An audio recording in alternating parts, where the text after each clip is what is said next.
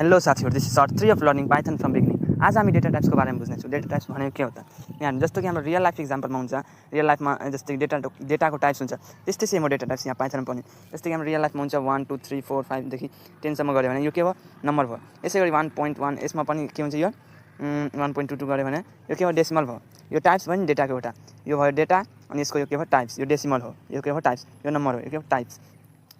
यस्तै गरी त्यो इन्टिजर हुन्छ -1 अनि 0 -1 देखि अझै उता हुन्छ अनि 0 अनि 1 2 3 पोजिटिभ। यस्तै गरी इन्टिजर हुन्छ, डेसिमल हुन्छ, अनि नम्बरहरू हुन्छ, क्यारेक्टर हुन्छ, जस्तै कि क्यारेक्टर हुन्छ ABCD capital A capital B हुन्छ नि। अनि त्यसै गरी पाइथन पनि यस्तै हुन्छ कि डेटाको टाइप्स। अब हेर्नु पाइथनमा मेजर 3वटा डेटा टाइप्स हुन्छ। त्यो के हो?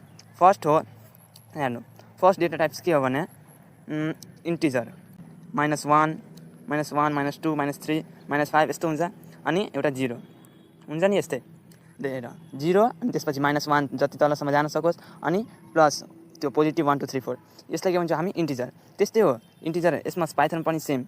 यो -1 1 2 3 4 5 -8 -9 र 0 आयो भने त्यो के भयो? इन्टिजर। अनि एउटा हुन्छ स्ट्रिङ।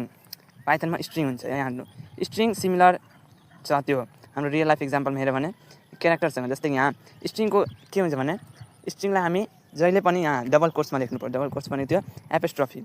हेर्नु यसको भित्र जहिले पनि हामीले लेख्नुपर्छ। जस्तै कि मैले केही लेखेँ, हेर्नु ABCD EFG जे लेखेँ केही लेखेँ भने यो के भयो? एउटा स्ट्रिङ। अब हेर्नु यसमा हामी नम्बरहरू पनि लेख्यो भने नि यो पनि के भयो? एउटा स्ट्रिङ भयो। अब यसमा म केही पनि लेख्नु के हुन्छ? यो स्ट्रिङ। केही पनि लेख्यो भने के हुन्छ? यो स्ट्रिङ। अनि अर्को डेटा टाइप्स के छ भने फ्लोट।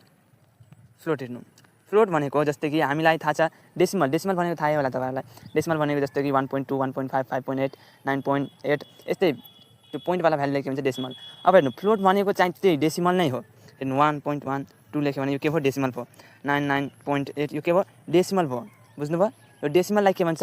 फ्लोट पाइथनमा। बुझ्नुभयो? क्लियर? तर यसलाई नै म यदि यो डबल कोट्समा लेखिदिएँ यो 99.8 लाई भने यो के भन्छ? स्ट्रिङ। यो कुरा ध्यान राख्नुपर्ने हुन्छ। अनि अर्को चाहिँ के हो एउटा भने बुलेन। बुलेन भनेको यहाँ हेर्नु, बुलेन भनेको सबभन्दा सजिलो ट्रु र फल्स। ट्रु र फल्स भनेको यो के हो? बुलेन। तर यहाँ ध्यान दिनुपर्ने कुरा के हो भने ट्रुको T जहिले पनि क्यापिटल हुन्छ र फल्सको F जहिले क्यापिटल हुन्छ। यो हामीले स्मल दियो भने त्यो एरर आउँछ। सो त्यसै गरी यो 4वटा डेटा टाइप्स अफ पाइथनको मेजर हुन त धेरै हुन्छ, सेट, डिक्सनरी, लिस्टहरू धेरै हुन्छ, टपलहरू। तर अहिले हामीले बुझ्नुपर्ने के हो भने यो 4टा। सो नेक्स्ट भिडियोमा हामी बुझ्नेछौँ अरू कुरा। Thank you.